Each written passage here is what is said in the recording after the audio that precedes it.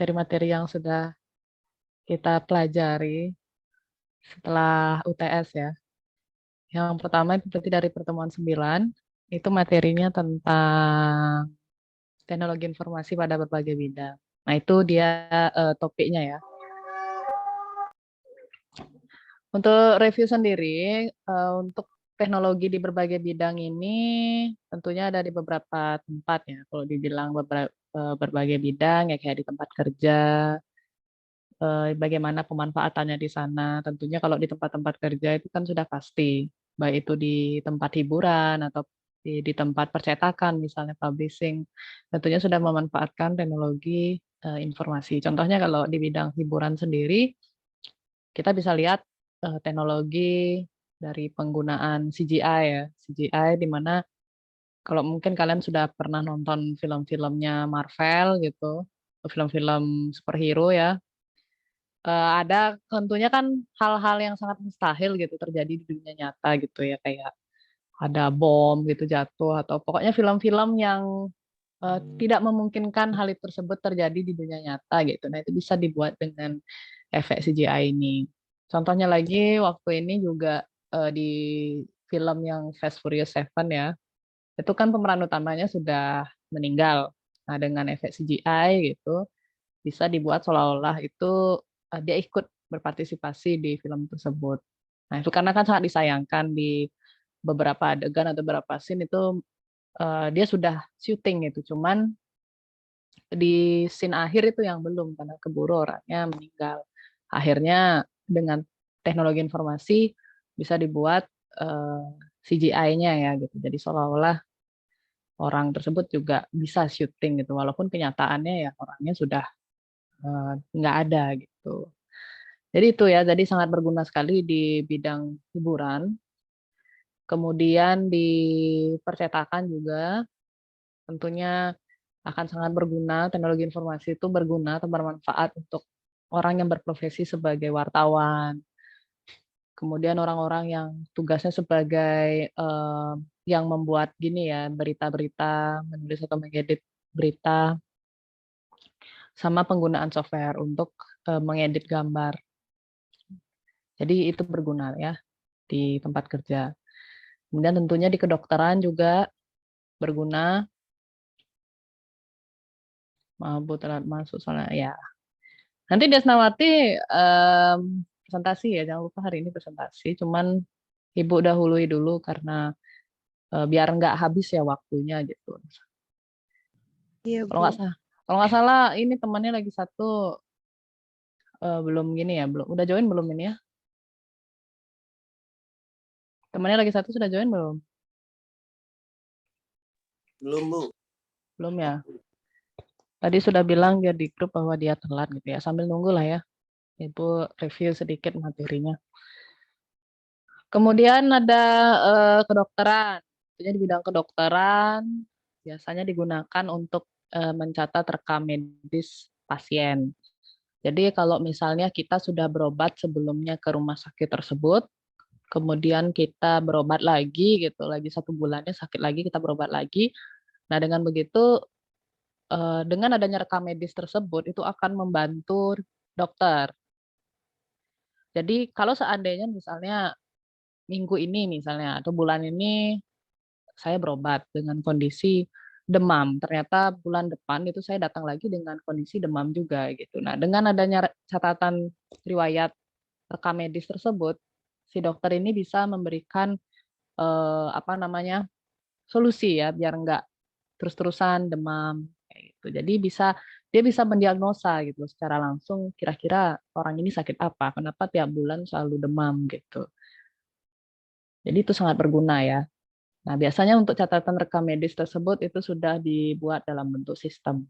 Jadi untuk dari sekian banyak pasien ya, pasien kan jumlahnya nggak mungkin cuma 20 orang gitu. Nggak, apalagi di rumah sakit yang sebesar itu, tentunya pasti banyak yang berobat ke sana. Maka perlu adanya pemanfaatan teknologi informasi di sana. Dalam bentuk apa ya tuh? Dalam bentuk sistem informasi ya. Jadi dengan adanya sistem informasi itu akan membantu dokter atau perawat itu untuk melihat data-data pegawai, sorry bukan data pegawai, data-data pasien yang sudah pernah berobat ke sana. Nah itu contoh pengimplementasiannya ya. Menyimpan rekam medis pasien ini contohnya. Terus telemedicine. Nah, ini telemedicine ini misalnya kita ronsen gitu ya. Kita ronsen, anggaplah kita batuk-batuk gitu sebulan udah hilang-hilang, akhirnya disarankan untuk ronsen.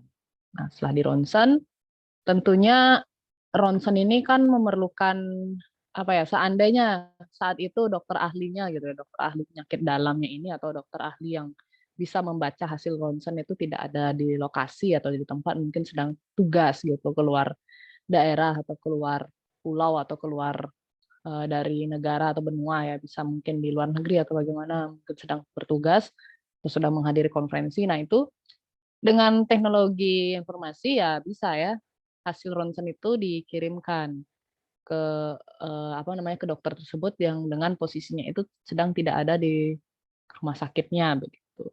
Jadi dia akan mendiagnosis itu secara online. Nah, itu ada yang kasusnya seperti itu. Jadi dokter ahlinya ini tidak ada di tempat, tetapi sedang ada di luar daerah. Nah, biasanya nanti perawat-perawatnya ini, yang petugas-petugas yang dia meronsen ini, itu nanti mengirimkan hasil ronsennya ke dokter tersebut. Biasanya dalam waktu 30 menit itu sudah ada hasilnya langsung. Jadi dia bisa mendiagnosis itu secara online ya gitu. Jadi mengirimkan hasil secara online. Bayangkan saja kalau tidak ada teknologi informasi mungkin tidak bisa seperti itu gitu. Jadi si dokter itu harus berada di tempat terus gitu ya. Kemudian selain di kedokteran itu salah satu tadi beberapa saya jabarkan pemanfaatannya. Kemudian ada di bidang penerbangan tentunya. Ada di bidang penerbangan. Jadi contohnya itu pada gini ya, pada penggunaan apa namanya itu, apa istilahnya, saya lupa. ATC yang di menara ATC itu kan semua pakai teknologi ya, Air Traffic Controller. Nah, fungsi dari ATC itu untuk mengontrol lalu lintas pesawat. Jadi kayak biar gini ya, karena kan kalau di udara, jalur udara itu Sadar, Bu. kan di atas ya, kan nggak kelihatan gitu kan. Jadi kan harus dipantau ya, ada orang yang Rata-rata. memantau ini. Gitu. Kalau nggak gitu ya bisa tabrakan pesawatnya. Jadi si ATC ini yang menentukan lalu lintas pesawatnya itu dia harus lewat jalur mana gitu. Ya, di sana ATC itu dia tentunya menggunakan teknologi yang sudah canggih ya, teknologi yang bisa jadi dia memanfaatkan satelit gitu loh, teknologi-teknologi satelit yang dimanfaatkan sama ATC ini. Sehingga bisa memantau dari atas ya. Kira-kira kelihatan dia memetakan gitu. Ibarat kayak peta dipetakan sama dia. Jalur mana nih lalu lintasnya yang kosong, nggak ada pesawat lewat sana. Artinya di jam yang sama itu ada pesawat yang melintas juga gitu. Seandainya tidak ada ATC ini kan bayangkan aja. Artinya kan kalau kita penerbangan itu kan nggak cuma satu penerbangan aja, bisa banyak penerbangan ya. Ada orang dari luar itu masuk ke dalam, dari dalam juga masuk keluar, Malam Ibu keluar Puan gitu kan. Putri. Akhirnya ya harus dikontrol di sana. Gitu. Jadi sudah sangat tentunya teknologi informasi itu sangat berguna di bidang penerbangan dan sudah apa namanya sudah diimplementasikan dengan baik ya. Kalau kayak gitu mungkin sudah banyak kasus pesawat tabrakan di udara kan kalau nggak pakai teknologi itu. Kemudian ada di bidang sains ya, ilmu pengetahuan. Tentunya biasanya digunakan sama ilmuwan-ilmuwan, para peneliti-peneliti gitu.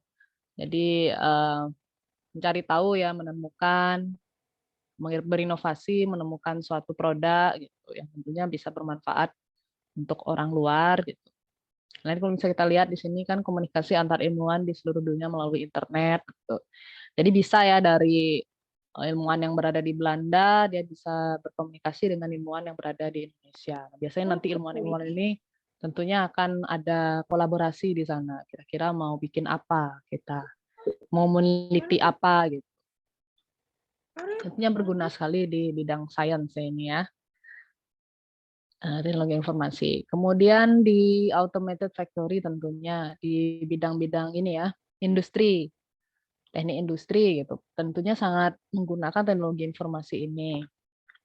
Ya contohnya itu ya, Misalnya kayak memproduksi apa, mie instan gitu. Nggak mungkin kan orang satu-satu nge-packing, terus orang gitu loh ngukur dengan sendirinya satu-satu misalnya memproduksi dalam satu hari itu harus ada 2.000 gitu, 2.000 packs gitu ya, 2.000 packs mie instan, kan nggak mungkin. Itu pekerjaan manusia ya, yang dia harus ngontrol seberapa mengukur gitu ya, seberapa mie-nya gitu, seberapa lebar panjang dan lebar mie-nya itu. Banyak 2.000 ya, 2.000 packs. Terus, seberapa jumlah, apa namanya, bumbunya yang harus dimasukkan ke dalam kemasan, gimana caranya biar dia seimbang. Nah, kalau dikerjain semua sama manusia ya tidak mungkin, sangat mustahil untuk mendapatkan 2.000 packs dalam waktu satu hari ya. Sementara kalau satu hari harus diproduksi, target produksinya segitu, karena akan disebarkan ke beberapa minimarket yang ada di Indonesia gitu misalnya, kan nggak mungkin ya, mustahil. Maka perlu yang namanya pemanfaatan teknologi informasi di sana, pemanfaatan teknologi di sana ya. Jadi tentunya pasti di industri-industri terutama yang mie instan itu pasti dibantu sama robot ya. Dengan adanya robot itu, nah robot ini tentunya akan membantu manusia dalam segi mengukur ya, karena dia kan akurat, pasti kerjanya akurat, mengukur gitu seberapa panjang atau lebar mie-nya, setelah itu berapa takaran bumbunya itu pasti sama rata semua. Bayangin aja kalau manusia yang kerjaan itu semua bisa nggak seimbang ya, capek gitu akhirnya nggak seimbang, bumbu yang harusnya berapa takarannya malah bisa lebih banyak gitu. Jadi tentunya sangat berguna sekali di bidang industri. Kemudian di perkantoran, automated office ya. Dunia perkantoran ya tentunya kalau kalian lihat mungkin di kantor-kantor kalian sendiri, di tempat kalian bekerja, pasti sudah ada pemanfaatan dari teknologi. Yaitu di gini ya, work group ya. Pada saat sesi diskusi begitu sama teman-teman, dikasih tugas sama dosen, terus ada apa namanya, diskusi atau group discussion melalui internet tuh bisa. Paperless office ya, kantoran yang apa namanya, tidak menggunakan kertas terlalu banyak. Kalau dulu kan mungkin masih pakai filing kabinet gitu, rak buku gitu ya. Nah, sekarang bisa digantikan dalam bentuk soft copy semua. Jadi tinggal dimasukkan ke dalam satu folder di kantor, nanti karyawan itu tinggal ngambil dari sana sendiri atau tinggal mentransfer itu semua kemudian ngeprint sendiri. Kalau dulu kan enggak. Kalau dulu dicetak banyak, silahkan ngambil di raknya gitu atau di filing kabinetnya. Kalau sekarang mungkin pakai soft copy sehingga tahu seberapa perlu dari masing-masing bagian itu. Gitu. Di sekolah juga sudah pasti bidangnya, terutama di pendidikan itu sudah pasti memanfaatkan teknologi ya untuk e-learning dan sebagainya. Terus untuk media pembelajaran juga sudah banyak yang menggunakan apa namanya teknologi. Ini dalam bentuk online gitu ya. Diskusi juga. Nah, ini diskusi ya, sesi diskusi waktu ini. Oke, ini yang pertemuan 9. Teknologi informasi pada berbagai bidang.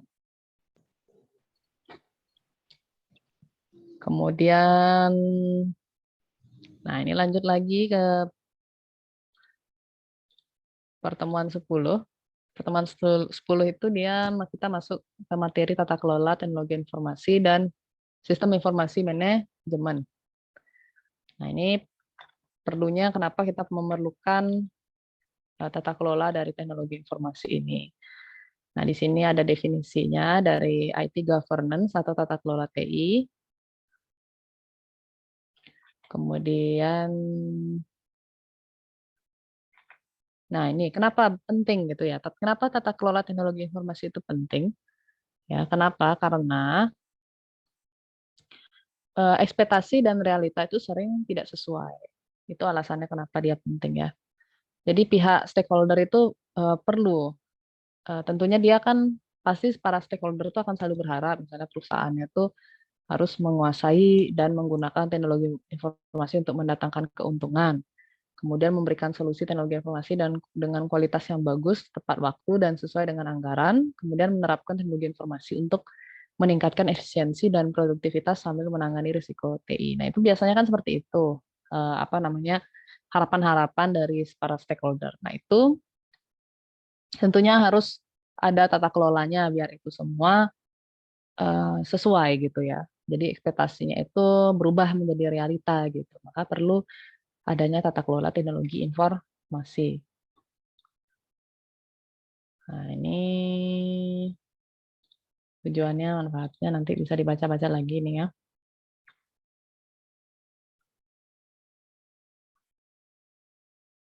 Apa aja fokus utama dari tata kelola TI? Pertama itu ada penyelarasan strategi, kemudian penyampaian nilai ya, nilai-nilai apa saja dari perusahaan tersebut, kemudian pengelolaan sumber dayanya bagaimana, pengelolaan risiko, pengukuran kinerja. Itu dari fokus utama dari tata kelola teknologi informasi ini.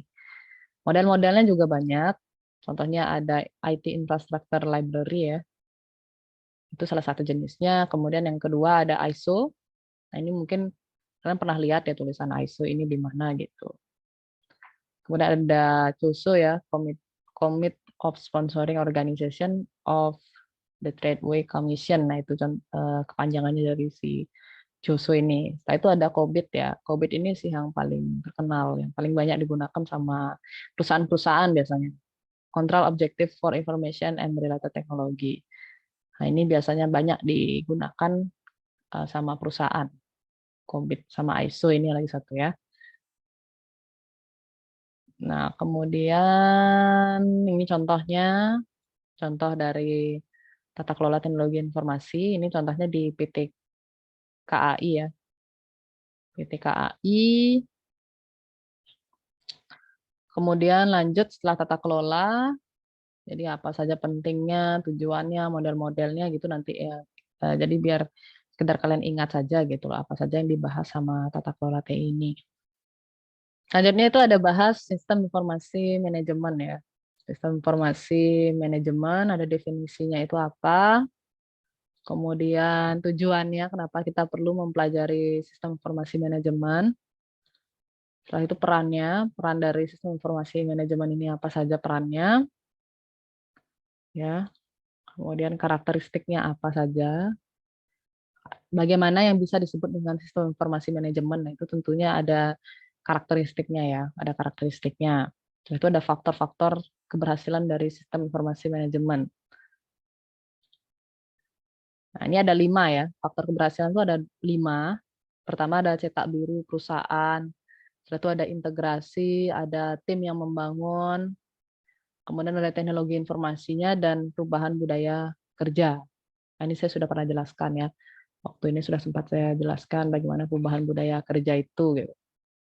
Tentunya nih harus semua pihak itu harus mendukung ya perubahan budaya kerja ini, nggak bisa cuma segelintir orang saja di dalam perusahaan itu yang menerima perubahan tersebut gitu. Sisanya itu nggak bisa gitu beradaptasi, itu agak susah dia nanti.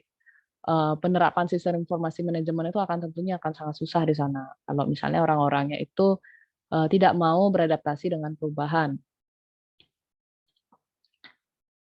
Nah, ini tadi ya, ini karakteristiknya tadi sudah, ini peran-perannya, apa peran dari SIM itu, tentunya harus mendukung proses bisnis dan operasi, mendukung pengambilan keputusan dari level karyawan hingga manajer, kemudian mengasah kemampuan perusahaan untuk mencapai keunggulan yang kompetitif, setelah itu membantu setiap karyawan dalam perusahaan untuk membuat keputusan dengan baik. Itu tentunya peran dari sistem informasi manajemen. Oke, itu tata kelola ya, tata kelola TI dan sistem informasi manajemen. Kemudian selanjutnya itu materi tentang komputer grafik ya, komputer grafik dan multimedia. Nah, ini komputer grafik dan multimedia. Definisinya apa? Pertama, grafika komputer atau komputer grafik itu definisinya apa? Setelah itu aplikasi-aplikasi yang termasuk dalam komputer grafik. Ada computer aided design atau CAD. Ini biasanya digunakan untuk orang-orang yang kerja di bidang arsitektur dan engineering biasanya. Nah, biasanya digunakan untuk mendesain bangunan gitu. Kemudian ada mobil, pesawat, komputer, alat-alat elektronik, peralatan rumah tangga dan sebagainya itu biasanya didesain dulu terlebih dahulu menggunakan CAD ini. Contoh aplikasinya itu AutoCAD ya. Kemudian ada Computer Aided Software Engineering. Jadi biasanya digunakan oleh para developer ya atau para sistem analis. Biasanya digunakan ketika ingin membuat sebuah sistem gitu, sistem informasi. Nah, itu harus dirancang dulu biasanya. Apa aja dirancang kayak alurnya gitu ya, alur datanya bagaimana, kemudian bagaimana interaksi antara fitur yang satu sama fitur yang lain, kemudian basis datanya bagaimana, itu harus dirancang terlebih dahulu. Ini biasa apa namanya alat-alatnya itu biasanya digunakan Rational Rules, ini contohnya ya, C-Base Power Designer, terus ada Draw.io, Microsoft Visio itu contohnya. Contoh yang lain juga dari Computer Aided Software Engineering ini. Setelah itu biasanya digunakan juga untuk virtual reality dia ya. Nah ini biasanya virtual reality ini akan membuat lingkungan virtual itu seakan-akan begitu nyata ya, di mana user dapat berinteraksi dengan objek-objek dalam suasana atau lingkungan 3 dimensi. Nah ini biasanya saya pernah lihat ini penggunaan virtual reality ini di Time Zone kalau nggak salah. Jadi ada satu permainan itu yang menggunakan teknologi virtual reality, di mana kita itu apa namanya kita pakai apa namanya alat begitu ya, alat begitu di mata, kemudian kita tuh berada seolah-olah di dunia tersebut gitu. Itu biasanya digunakan sih pemanfaatannya untuk hiburan biasanya, untuk di game gitu ya. Kemudian pemanfaatan ini juga digunakan oleh US Navy ya untuk latihan terjun payung. Jadi para tentara ini dia trainee-nya ini nggak perlu terjun payung secara langsung gitu. Dia tinggal cukup menggunakan virtual reality ini, maka dia seolah-olah sedang latihan terjun payung gitu biasanya. Nah, ini biasanya keuntungannya apa? Ya, risiko cedera itu akan berkurang sama latihan. Kemudian mengurangi biaya penerbangan juga ya. Melatih perwira sebelum melakukan terjun payung sesungguhnya. Jadi biar nggak kaget gitu kan, tiba-tiba diterjunin dari atas gitu. Nah, ini biasanya biar mereka terbiasa dulu mentalnya gitu. Mentalnya terbiasa biasanya bisa menggunakan virtual reality ini. Jadi nanti pas terbang sungguhan gitu ya, terjun payung sungguhan, mereka nggak begitu panik ya, sehingga bisa mengontrol diri mereka dan mengurangi cedera. Biasanya kalau nggak kekontrol kan bisa cedera nanti. Arah terjun payung itu nggak jelas ya, dia mau arah kemana. Nah, itu biasanya bahaya. Tentunya orang yang terjun payung pasti ada teknik-tekniknya ya. Jadi nggak sembarangan orang terjun payung. Nah, kemudian lagi biasanya digunakan untuk visualisasi data. Visualisasi data itu apa sih? Itu visualisasi data itu adalah teknik-teknik membuat image diagram atau animasi untuk mengkomunikasikan pesan. Contohnya apa? Misalnya visualisasi dari struktur protein, struktur suatu website, visualisasi hasil data mining. Nah, ini bisa digambarkan dengan apa namanya? Bisa bermanfaat untuk visualisasi data ini. Ya, kemudian selanjutnya itu ada pada bidang pendidikan dan pelatihan ya. Nah, biasanya model-model yang dihasilkan oleh komputer tentunya menggunakan grafis biasa digunakan sebagai alat bantu pendidikan. Nah, biasanya model-model seperti proses-proses fisika dan kimia, fungsi psikologi, simulasi, dan sebagainya dapat membantu seorang memahami bagaimana operasi atau proses yang terjadi dalam suatu sistem. Contohnya misalnya simulasi rangkaian elektronik untuk pembelajaran. Nah, ini biasanya ya, misalnya mau simulasi apa misalnya, alat-alat elektronik. Jadi biar mereka nggak beli kabel, bawa solder gitu, bisa disimulasikan terlebih dahulu. Kemudian contohnya lagi misalnya mau ngerakit PC gitu ya, biar enggak, karena kan kalau kita ngerakit PC tentunya artinya merakit PC secara sungguhan berarti kan harus punya PC-nya dulu gitu ya. Punya apa namanya? Harus punya gitu loh. Beli dulu gitu PC-nya. Tapi sekolah itu menyediakan dulu. Nah, biasanya untuk terbiasa dulu mereka biar kenal komponen-komponennya gitu tanpa harus membongkar secara nyata gitu. Itu bisa menggunakan apa namanya? Simulasi dulu gitu. Sebelum terjun langsung ya, biar tahu gitu bagian-bagian yang apa dulu, ini dipasang di bagian mana. Paling nggak mereka sudah tahu sebelumnya secara virtual gitu. Prakteknya secara virtual gitu ya. Setelah itu computer art ya. Nah, ini biasanya orang-orang yang kerja sebagai desain grafis pakai Photoshop gitu.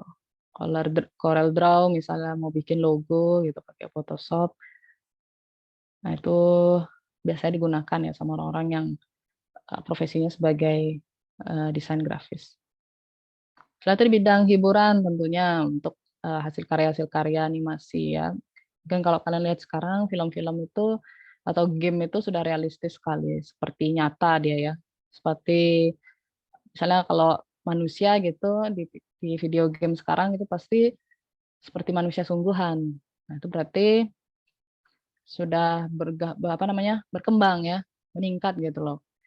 Bagaimana kualitas dari grafika komputernya. Nah, itu tentunya bermanfaat juga untuk bidang hiburan. Jadi kan gambarnya nggak pecah-pecah gitu ya, nggak kotak-kotak gitu bentuk muka orangnya. Kalau kita bandingkan misalnya video game di PS1 atau sama sekarang kan tentunya berbeda ya. Kalau ini kan masih belum realistis nih. Sekarang lama-lama sudah realistis dia ini ya. Terus pengolahan citra juga ya. Gimana caranya biar yang pecah-pecah itu bisa gambarnya bagus gitu, pikselnya terlihat bagus, nggak pecah-pecah. Oke, tadi grafika komputer, selanjutnya ada bahas tentang multimedia. Nah, materinya ada tentang membahas tentang multimedia. Ini definisinya, jadi terdiri dari dua kata yaitu multi dan medium ya, multimedia itu. Nah, ini pokoknya definisinya. Kenapa multimedia itu penting ya? Nah, di sini kenapa? Karena 50% itu biasanya menurut Computer Technology Research itu manusia tuh secara 50% itu lebih suka melihat dan mendengar. Itu pentingnya. Kemudian kategori multimedia berdasarkan mediumnya. Ada produksi konten multimedia, ada komunikasi multimedia. Contoh dari produksi konten multimedia itu apa saja? Itu ada banner, film kartun, web, CD interaktif, iklan, special effect, dan sebagainya. Kalau komunikasi multimedia itu contohnya kayak kegiatan chatting, SMS, teleconference, video conference, itu contoh dari komunikasi multimedia. Kemudian perangkat lunak dari aplikasi multimedia itu apa saja? Pertama ada perangkat pengolah teks ya, contohnya kayak Microsoft Word. Kemudian perangkat lunak pengolahan animasi dan grafik dua dimensi, itu contohnya kayak Corel Draw, Macromedia, Adobe Illustrator, Photoshop, itu contoh perangkat lunak aplikasi multimedia. Contoh lain lagi, misalnya untuk modeling ya, yang berbasis web, misalnya kayak Dreamweaver, Sublime Text, Visual Studio, itu contohnya. Kalau pengolah audio, misalnya kayak Audacity, Sound Recorder, dan sebagainya. Nah, ini banyak ya di bidang-bidangnya, ada pengolah video, pengolah animasi, pengolah audio, kemudian ada pengembang sumber daya manusia ya. Di bidang pemerintahan juga sudah memanfaatkan multimedia. Begitupun juga di bidang produksi. Pendidikan apalagi sudah pasti ya, di pendidikan itu pasti sudah memanfaatkan multimedia. Contohnya kayak pembuatan multimedia interaktif ya, sehingga orang-orang itu belajarnya jadi lebih, atau siswa-siswa itu belajarnya jadi lebih asik ya dengan penggunaan multimedia interaktif. Kemudian ada bidang travel sama bidang hiburan. Oke, itu untuk pertemuan 11 tentang komputer grafik dan multimedia. Kemudian selanjutnya itu ada media sosial ya, kita belajar tentang media sosial. Definisinya apa? Udah pasti nih tiap awal pasti definisi dulu sejarah di mana eh, terbentuk ya media sosial itu bisa terbentuk. Nah, ini ada timelinenya ya. Jadi dimulai itu sebenarnya awalnya dari 1978. Di mana itu adanya ini ya, bulletin board itu biasanya papan bulletin itu awalnya. Sampai akhirnya ditemukan perangkat-perangkat yang lain, aplikasi-aplikasi yang lainnya. Media sosial seperti Instagram, kemudian ada Snapchat, Google Plus, dan sebagainya. Ini timeline-nya ya, sejarahnya. Kemudian media sosial itu juga diklasifikasikan berdasarkan service gitu ya, layanan serta websitenya. Kalau dari model komunikasi untuk kategorinya dibagi dua, ada model komunikasi sama model kolaborasi.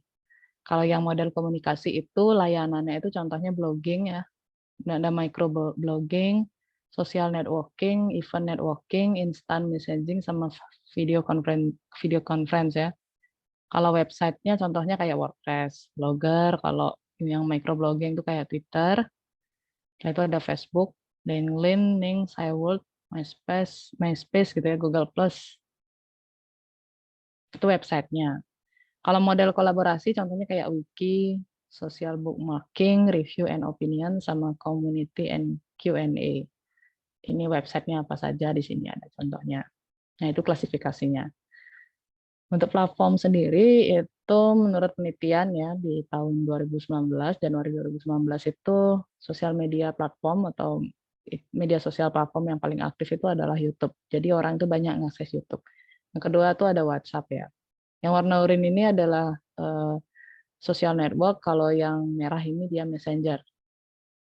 Jadi YouTube itu yang paling banyak ya. Sampai sekarang juga kayaknya YouTube itu masih banyak. Makanya banyak ada konten kreator itu banyak sekali sekarang.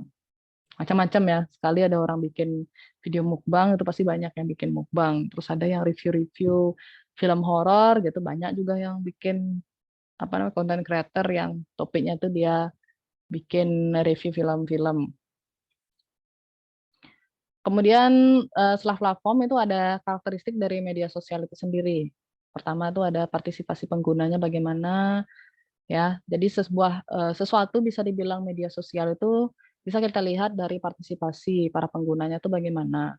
Kemudian harus adanya keterbukaan, adanya perbincangan di sana, ini ada keterhubungan. Itu karakteristik dari media sosial ya. Fungsinya sendiri tentunya media sosial itu pasti berfungsi juga, walaupun juga banyak sisi negatifnya ya. Nah, ini fungsi-fungsinya apa saja? Ada memperluas interaksi sosial, menciptakan komunikasi dialogis, melakukan transformasi manusia yang dulunya pemakai isi pesan berubah menjadi pesan itu sendiri, dan sebagainya ya. Itu fungsinya. Ada kelebihannya juga, ya kelebihan media sosial itu apa saja. Selain kelebihan, terus ada keetika ya. Etika menggunakan media sosial itu bagaimana? Tentunya harus beretika juga ya, jadi nggak sembarangan.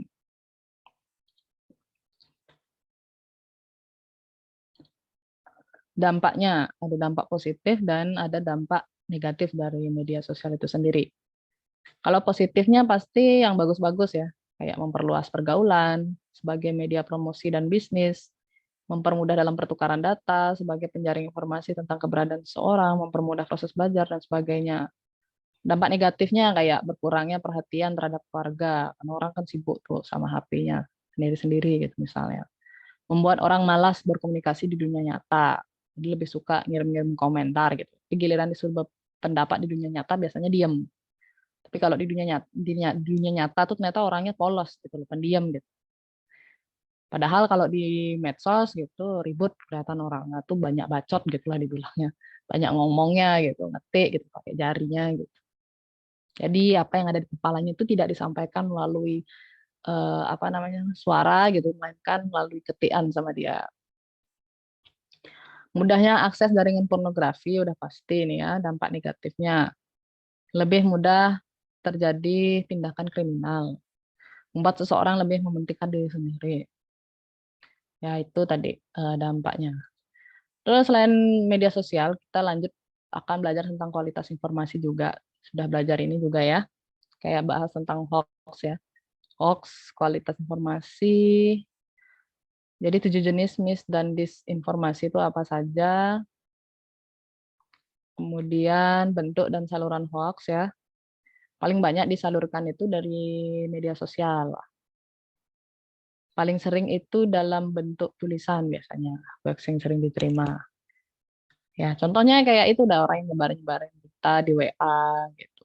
Kasih info apa di berita, apa di WA misalnya kayak jangan menggunakan kresek hitam karena beracun dan sebagainya gitu. Contoh itu sudah hoax ya, dia sudah masih tahu hoax itu biasanya nyebarin berita hoax. Tentunya berita hoax itu ada dampaknya ya. Pasti memicu perpecahan biasanya dan pertikaian. Itu bikin orang gini ya, bikin orang apa namanya panik. Nah ini ada diatur ya sebenarnya. Berita hoax itu diatur juga. Ada undang-undang yang mengatur. Terus cara identifikasi kita sudah belajar ini juga. Bagaimana kita mengidentifikasi sebuah berita hoax? Pertama dari judulnya ya. Judulnya biasanya kalau hoax itu dia lebih provokatif biasanya. Kayak provokatif itu maksudnya membuat orang itu ribut gitu loh. Para netizen tuh ribut gitu biasanya provokatif. Kayak ini contohnya nih, akibat pemadaman listrik PLN 350.000 TKA ilegal dari RRC masuk Indonesia. Kan itu provokatif sekali ya. Isi kata ilegal lagi. Tenaga kerja asing ilegal dari RRC masuk ke Indonesia. Jadi orang-orang dibuat orang itu akan digiring untuk kesel sama PLN.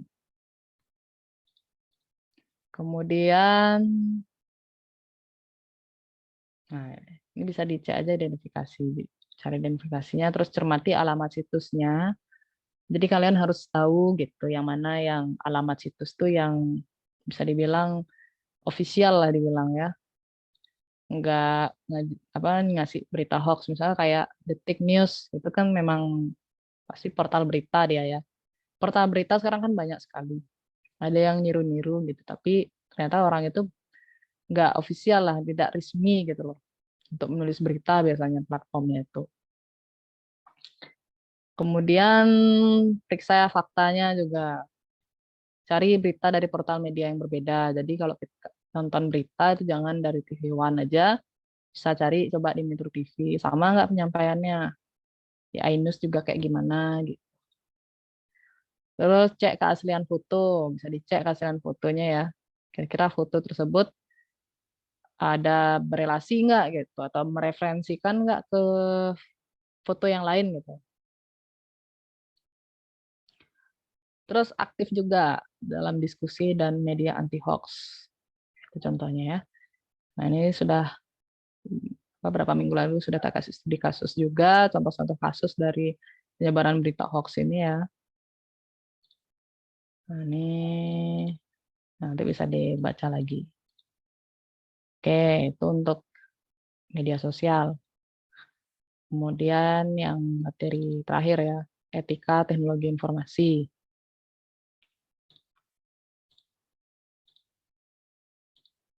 Nah, ini dasar-dasar etika, definisinya ya, etika itu apa gitu. Kemudian undang-undang yang mengatur gitu ya. Jadi dasarnya kita harus paham etika dulu dan tentunya biar orang itu beretika itu pasti ada yang mengatur gitu loh. Ada undang-undang yang mengatur. Kayak undang-undang hak cipta dan hak atas kekayaan intelektual. Fungsinya apa? Kenapa harus dibuatkan hak cipta? Ya, biasanya biar tidak terjadi kasus menjiplak atau mencuri gitu hasil karya orang. Ada undang-undangnya juga ya. Terus ada undang-undang ITE sudah dibahas 2 minggu lalu. Kemudian perbuatan yang dilarang di dalam undang-undang ITE itu apa saja? Ada pasal-pasalnya yang mengatur ya. Kemudian jenis pelanggaran etika penggunaan teknologi informasi dan komunikasi. Ada aktivitas hacking atau cracking. Terus ada denial of service attack. Ada pirasi ya, pembajakan, jenis-jenis penipu pirasi, ada fraud, jenisnya ada pemalsuan data, pornografi, pedofilia, computer crime, itu jenis pelanggaran etika penggunaan TIK ya, teknologi informasi komunikasi. Ada konten ilegal, terus ada kegiatan apa namanya, infringements of privacy. Ada plagiat juga, bahas plagiat di pendidikan. Ini biasanya terjadi di dunia pendidikan ya, ketika kalian membuat tugas atau membuat suatu karya ilmiah gitu. Nah, ini etikanya, terus cara-cara menghindari plagiarisme itu bagaimana. Terus ada kasus privacy dan keamanan informasi. Nah, itu dia etikanya kira-kira. Oke, itu materi terakhir ya tentang etika teknologi informasi. Ini sudah lengkap ya kelompoknya. Oke, sudah lengkap ini. Ya sudah kalau gitu lanjut kalau gitu ke presentasi dari kelompok 1. Sudah lama. Kelompok 1 sudah siap?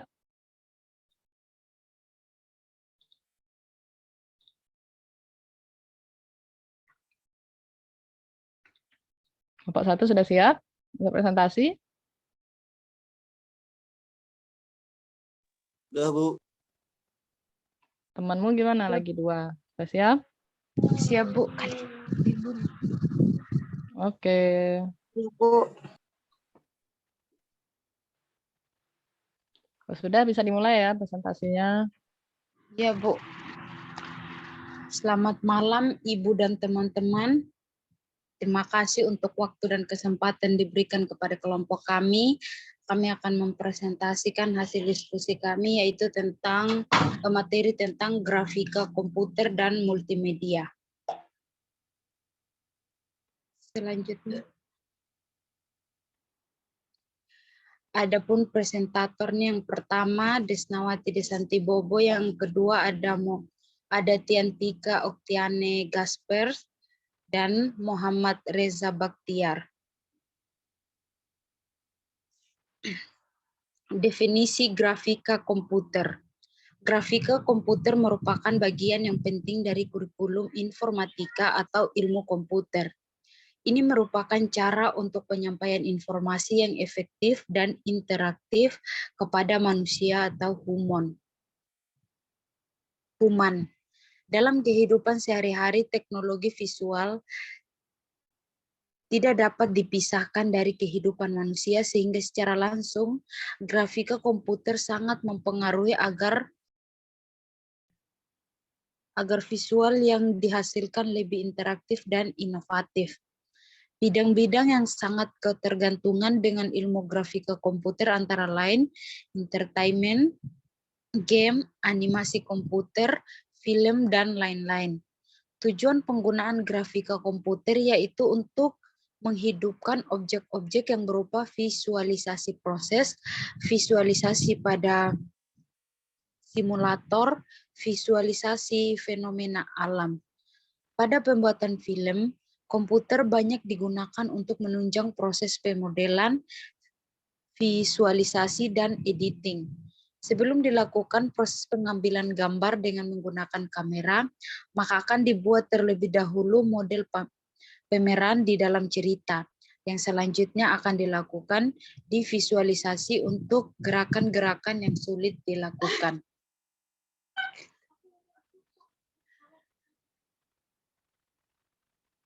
Aplikasi-aplikasi pada grafika komputer yang pertama ada CAD atau CAM, yaitu untuk merancang, menggambar, visualisasi, dan analisis. Perangkat lunak aplikasi CAD pada umumnya dilengkapi dengan beberapa window yang memperlihatkan beberapa gambar objek dari sudut pandang yang berbeda seperti tampak depan, samping, atas, dan perspektif. Seperti gambar yang di samping.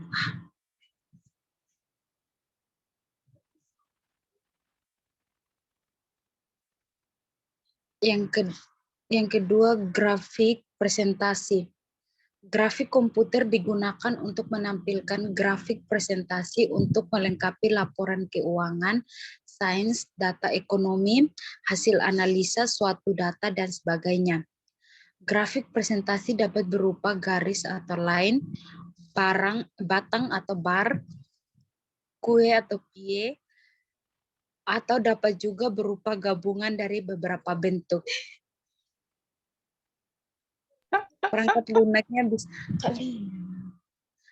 lunaknya bisa menjadi satu dengan paket lainnya. Contohnya Microsoft Excel. Selanjutnya akan dilanjutkan oleh teman saya.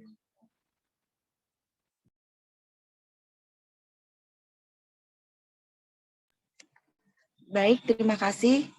Saya akan melanjutkan presentasi. Untuk yang berikutnya adalah computer art. Grafika computer art digunakan untuk aplikasi commercial art dan fine art. Pertama, commercial art. Grafika komputer digunakan untuk desktop publishing atau cover buku, advertising atau logo perusahaan, desain tekstil, dan lain sebagainya. Contoh perangkat lunaknya adalah CorelDRAW, Macromedia Freehand, dan Adobe Illustrator. Berikutnya.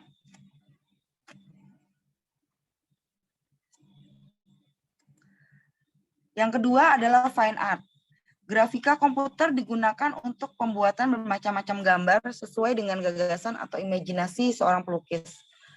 Dan hampir semua perangkat lunak yang berbasis Paint dapat digunakan untuk menghasilkan karya seni atau lukisan. Contohnya adalah Paint, Corel Paint Shop Pro, dan Adobe Photoshop.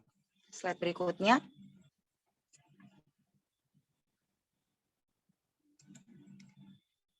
Yang keempat adalah game.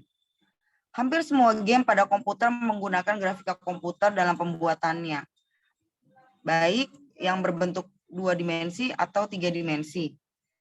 Beberapa game dibuat hanya untuk sekedar hiburan, namun ada juga yang bersifat untuk mendidik. Contohnya adalah solitaire dan pinball. Slide berikutnya akan dilanjutkan oleh Reza. Terima kasih. Baik, di sini saya akan menjelaskan tentang definisi multimedia. Secara bahasa, multimedia terdiri dari 2 kata, yaitu multi dan media. Multi berarti banyak, sedangkan media berarti sesuatu yang digunakan untuk menyampaikan pesan atau perantara. Jadi pengertian multimedia adalah perantara pesan yang terdiri dari satu elemen atau banyak. Dalam definisi lain, multimedia adalah sarana komunikasi yang mengintegrasikan teks, grafik, gambar diam dan bergerak, animasi audio, dan media lain. Kombinasi elemen tersebut dapat ditampilkan, disimpan, dikirim, dan diproses dengan sebuah perangkat tertentu. Sesuai dengan namanya, suatu media dapat dikatakan multimedia jika terdiri dari 2 atau lebih elemen. Sebagai contoh, sebuah brosur dapat dikatakan multimedia karena ia terdiri dari elemen teks dan gambar. Sebuah video klip dapat dikatakan media karena terdapat unsur suara, gambar, atau juga teks. Ini berbeda dengan misalnya rekaman suara kaset. Ia tidak bisa dikatakan multimedia karena hanya mengandung satu elemen, yakni suara. Selanjutnya. Manfaat multimedia. 1. Sebagai sarana informasi umum. Instansi pelayanan publik lebih mudah menyebarkan informasi dengan multimedia, hanya memerlukan infrastruktur perangkat yang memadai untuk dipasang di lokasi strategis, di mana publik bisa langsung mengakses dan memperoleh informasi dengan mudah. Yang kedua, sebagai media pembelajaran. Di sekolah, multimedia akan menjadi media pembelajaran yang efektif. Selama ini metode pengajaran dianggap monoton dan membosankan. Karena sarana multimedia, ilmu dapat disampaikan secara lebih menarik sehingga anak didik mudah mengingatnya. Selanjutnya. Adapun komponen multimedia. Yang pertama, komponen penyusun. Komponen penyusun meliputi elemen-elemen yang biasa digunakan dalam membuat sajian multimedia, di antaranya teks, grafik, suara, foto, gambar diam, dan gambar bergerak, serta animasi. Yang kedua, komponen pengoperasian. Komponen pengoperasian merupakan perangkat yang dipakai dalam membuat, mengontrol, memutar, dan menampilkan karya multimedia. Di antaranya komputer, software, layar multimedia, speaker, jaringan internet, cakram CD, DVD, dan sebagainya. Baik, itulah presentasi dari kami. Apabila ada salah kata atau penulisan, mohon dimaafkan.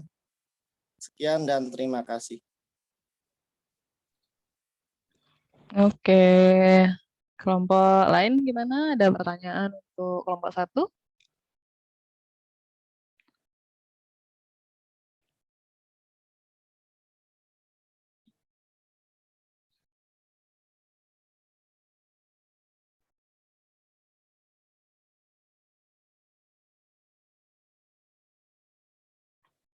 Ada yang mau kasih pertanyaan ke kelompok 1 tentang grafika komputer dan multimedia?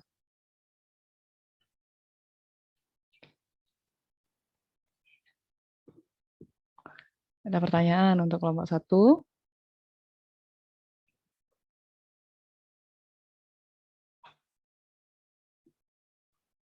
Nggak ada, Bu. Nggak ada.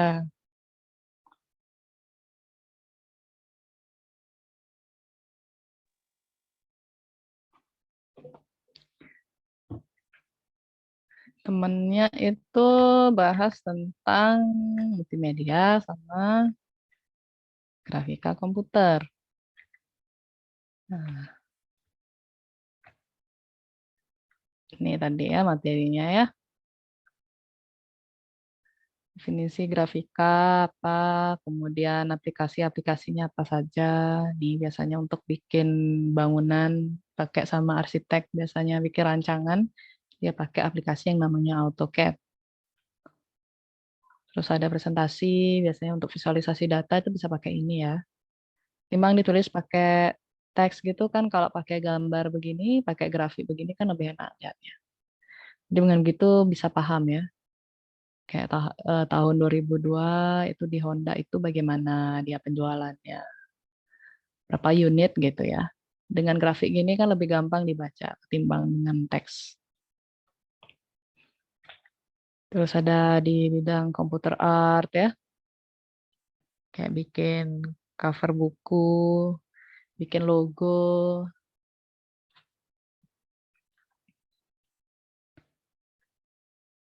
Terus misalnya untuk ilustrasi, gambar-gambar ilustrasi.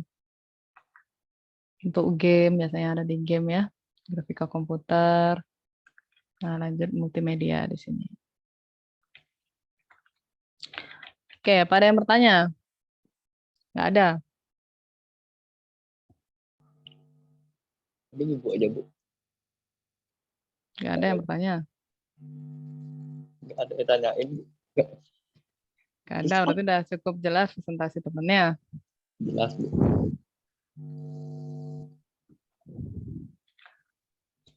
Sudah cukup jelas ya.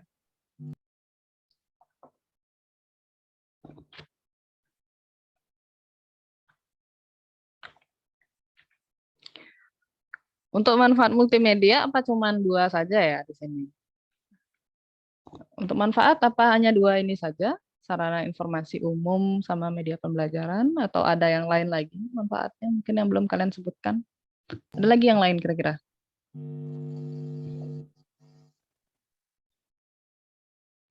Saya hanya masukin 2 aja sih, Bu.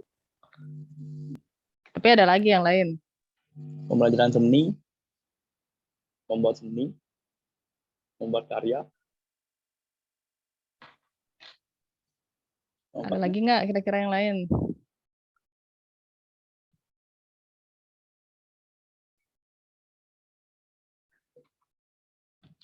Ada lagi tidak yang lain? Asal cuma 2 aja. Hanya sebagai sarana informasi umum dan media pembelajaran. Apakah hanya 2 saja? Jika tidak, mungkin bisa disebutkan lagi biar teman-temannya tahu.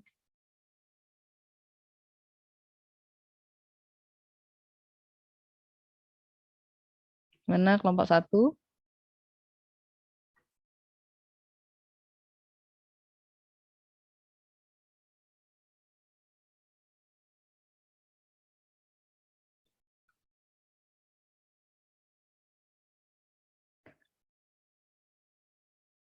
Apakah lebih dari 2? Tentunya lebih dari 2 ya, masa cuma 2 saja. Apa lagi kira-kira selain sebagai media pembelajaran dan sarana informasi umum, manfaat multimedia itu?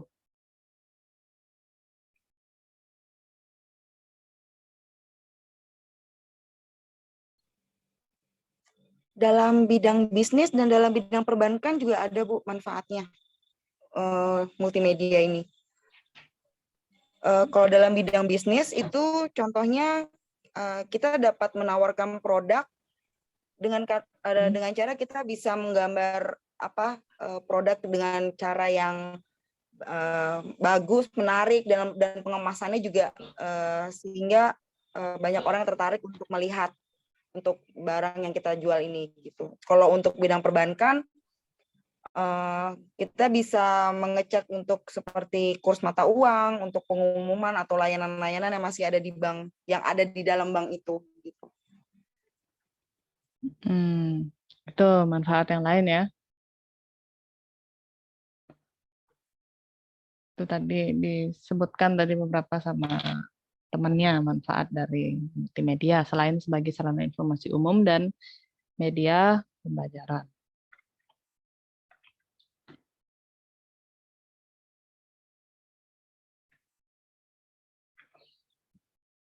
Komponen multimedia, ada komponen penyusun, meliputi elemen-elemen yang biasa digunakan dalam pembuatan sajian multimedia, diantaranya teks, grafik, suara, foto, gambar diam, dan gambar bergerak serta animasi.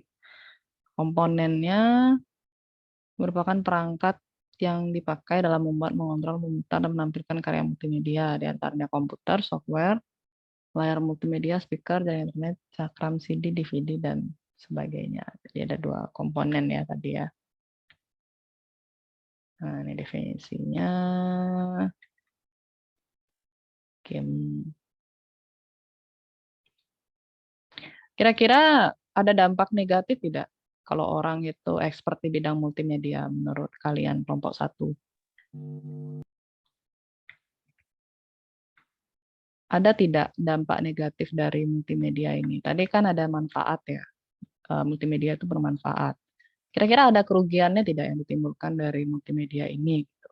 Seandainya seorang ada yang pintar gitu di bidang multimedia dan disalahgunakan gitu. Berarti ada tidak kira-kira? Ada, Bu. Ada. Contohnya? Ini kan game, kita kan buat game judi kan merugikan untuk orang lain. Menguntungkan bagi kita tapi merugikan untuk orang lain, Bu. Apa ruginya dari bermain game memangnya? Game-game judi itu kayak top up tuh, rugi uang. Oh, game judi.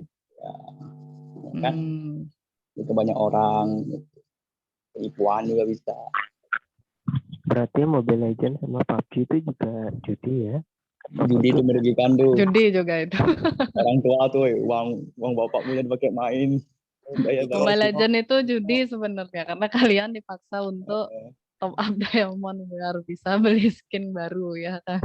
Kayak skin gratisannya kanggo, Bu. Oh, di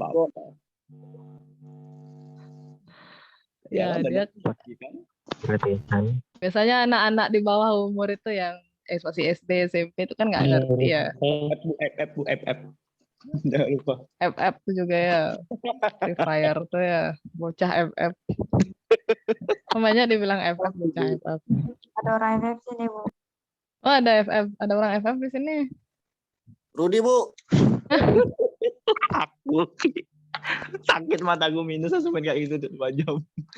Nah, karena Ibu sendiri nggak pernah main FF, itu kenapa bisa dibilang orang-orang yang main FF itu dibilang bocah? Apa sih yang bikin gitu? Grafik, Bu. Playernya tuh bodoh-bodoh semua. Jadi lebih daripada Mobile Legends, Bu. Itu game, Bu. Ibu akan dibully, Bu. Maksudnya bodohnya tuh kayak gimana? Kan main Kayaknya misalnya kan dia kan mainannya sama tuh kayak PUBG ya enggak? Mirip PUBG tidak sih FF itu? Enggak, Bu. Kan kalau kita di PUBG kan bagi-bagi senjata. Kok dia serakah, udah serakah, sekarang ngambil senjata. Buat ditembak. Gitu, Bu. Oke. Masuk akal, Bu. Masa perang lompat-lompatan, Bu. Gak ada pintu lagi, Bu. Kayaknya itu game. Ibu heran juga gitu kok dibully gitu para pemain-pemain FF dibilang bocah lah apa. Emang apa sih yang menyebabkan gitu? Ternyata begitu ya berarti ya. Iya, pelajarnya banyak gitu, Bu. Playernya banyak yang bocah gitu ya.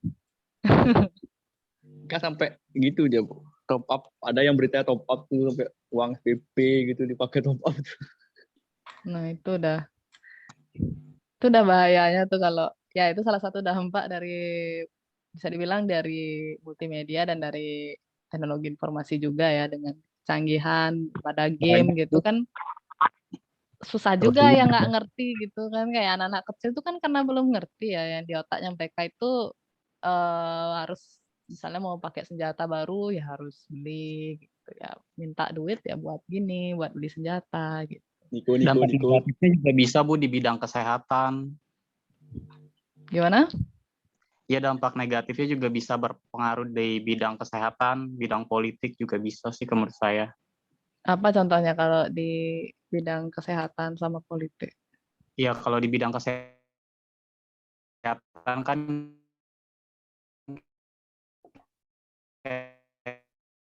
dengan kemajuan multimedia sekarang kan praktek aborsi itu ilegal pun dapat dilakukan, Bu, dengan tool multimedia kan. Terus kayak contoh keduanya kayak misalkan banyak pabrik lah toko narkoba itu menunjukkan gitu gampangnya untuk transaksi obat-obatan terlarang kayak gitu sih. Hmm, itu yang kalau di kesehatan. Kalau untuk dampak negatif untuk di bidang politiknya, menurut saya dengan adanya kemajuan teknologi multimedia ya para koruptor dapat leluasa Bu untuk melakukannya. Di bidang politik juga ada sih Bu menurut saya. Kedengeran nggak Bu suara saya Bu? Putus-putus suaranya. Ketik aja Luis, ketik aja. Aku capek dengernya sumpah. Itu suaranya keras, Di putus-putus bidang suaranya. kartun juga ada Bu, bidang kartun Bu. Di bidang politik juga ada Bu maksud saya. Ya, politik. Terus Nah, penyalahgunaannya kan bisa di gini juga ya, kayak apa namanya, misalnya di Pemilihan ngedit pemilu. foto gitu ya, ngedit foto, jadi foto orangnya diedit gitu. ya Bu, terus kemajuan teknologi multimedia juga para koruptor juga sekarang dapat leluasa Bu, kayak melakukan aksinya walaupun saat ini nggak ada teknik penyadapan. Ya. Itu ya salah satu negatifnya ya. Iya menurut saya, Ibu kedengeran nggak Bu? Jangan iya aja, jangan suara saya kresek-kresek. Udah kedengeran kok. Oke, makasih Bu. Mm-mm. Itu biasanya juga kalau orang-orang yang expert di multimedia tapi disalahgunakan sama dia itu ya kayak contohnya ini ya, orang yang ngambil foto orang sembarangan gitu, dia dapat foto di Facebook itu biasanya diedit-edit. Nah, itu banyak yang kayak gitu. Iya Diedit. kayak sekarang kasusnya Nagita Slavina Bu. Kenapa itu kasusnya? Nggak tahu Ibu. Ibu kurang Iya, ngerti tuh. Slavina kan ada video Lois update banget Lois sama ininya. Pure Bu. Terus mukanya tuh diganti gitu. Nah, itu udah mukanya Iya, diganti soalnya gitu. kan ada di berita. Update banget no, sumpah. Stalker. Iya Bu, kalau bisa itu nggak hoax Bu, itu bener asli. Nah, itu udah bahayanya ya orang-orang yang pintar di multimedia ada video bisa Iya, direkayasa kalau sama dia gitu. bisa asli Bu yang hoax itu Bu. Suaranya putus-putus. Lois, ketik. Mohon maaf ya Lois ya, suaranya putus-putus. Keras banget itu suaranya nggak kedengaran jadinya. Di bidang kartun juga ada Bu. Betul. Di bidang kartun juga ada Bu. Putus yang penting Ibu nggak putus. Di apa? Bidang kartun. Bidang kartun. Kata. Ini suara. Kalau di kartun kayak gimana itu contohnya itu kalau di kartun ya. Hentai itu Bu, ada kan hentai Bu. Hentai. Ada Bu. Hentai itu apa sih? Gini ya, film dewasanya anime gitu ya. Tapi Iya. versi kartun gitu kan ya. Ya. Ada saja orang-orang itu. Ya kan Bu? Yang Nagita Slavina ini Ibu nggak tahu nih nggak tahu. Luis, jam kau Luis. Lu ada aja bahas sama Luis nih. Gisel asli Nagita Slavina. Gisel, Ibu tahu. Orang-orang tertentu tulis saja tahu Bu. Pasti videonya sudah menyebar ya di grup ya pasti ya. Orang dapat gitu kan di grup biasanya. Di TikTok banyak, di Google juga ada. Oh di TikTok ada juga ya. Luis. Aduh, syukur Ibu nggak main TikTok. Luis encer. Beratnya encer. Cepet banget. Nggak usah ketik juga kali, Lois. Bener diketik dong. Lois benar-benar niat nih sampai ngetik. Ya itu kalau apa namanya kalau seandainya itu palsu ya berarti ya berarti ya expert ya orang itu ya. Dia bisa merekayasa wajah orang gitu, seolah-olah itu salah satu public figure gitu. Padahal enggak. Makanya perlu pakar telematika. Biasanya yang seperti ini pasti diturunkan tuh pakar telematika Roy Suryo gitu biasanya kan. Biasanya beliau lah tuh yang mengidentifikasi dari keaslian sebuah video atau gambar, apakah itu hasil rekayasa atau enggak. Karena kan beberapa orang itu memang ada yang punya skill multimedianya itu yang bagus gitu loh. Jadi kayak halus dia ngeditnya, seolah-olah kayak asli. Begitupun juga video ya, dia ngedit video itu seolah videonya itu asli. Padahal enggak ya, padahal sudah direkayasa sama dia. Makanya perlu nih orang-orang yang pintar ya, atau artinya yang berprofesinya itu sebagai pakar telematika lah. Ya Bu, itu udah ternyata itu video rekayasa mukanya Nikita Dedi. Saya juga mau jadi Roy Suryo buat mengidentifikasi asli atau enggak. Oke, itu kira-kira ya untuk presentasinya. Mungkin bisa ditutup dari kelompok 1. Jadi sudah ditutup belum ya? Belum. Ya, silahkan ditutup kelompok 1. Sudah cukup ya.